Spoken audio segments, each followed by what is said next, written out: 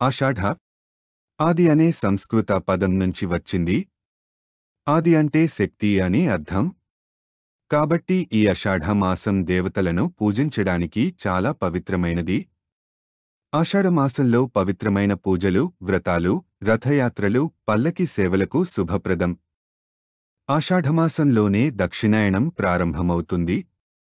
కర్కాటకంలోనికి సూర్యుడు ప్రవేశించడంతోనే దక్షిణాయనం ఆరంభమవుతుంది. అంటే సూర్యుడు ఈ రాశిలో ప్రవేశించినప్పటి నుంచి తిరిగి మకర రాశిలో ప్రవేశించే వరకు దక్షిణాయనం అంటారు. ఆషాఢ శుద్ధ ఏకాదశి నాడు విష్ణువు పాలకడలిపై యోగనిద్రలోకి వెళ్లే సందర్భాన్ని తొలీకాదశిగా పరిగణిస్తారు. ఆషాఢ శుద్ధ పౌర్ణమి రోజును గురుపౌర్ణమిగా వ్యవహరిస్తారు. ఈ మాసంలో చేసే స్నానం, దానం, జపం, పారాయణలు విశేష ఫలితాన్నిస్తాయి.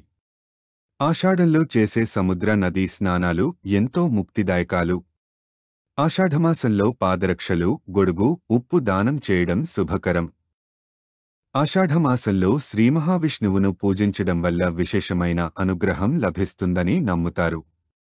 ఈ మాసంలోనే శ్రీమహావిష్ణువు యోగ నిద్రలోకి వెళతాడు.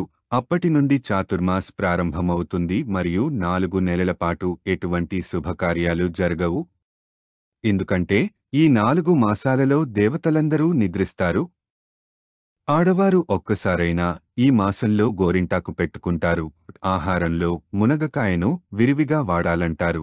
శుద్ధ ఏకాదశినే మహా ఏకాదశి అని కూడా అంటారు. దీన్నే ప్రథమైకాదశి అని కూడా అంటుంటారు.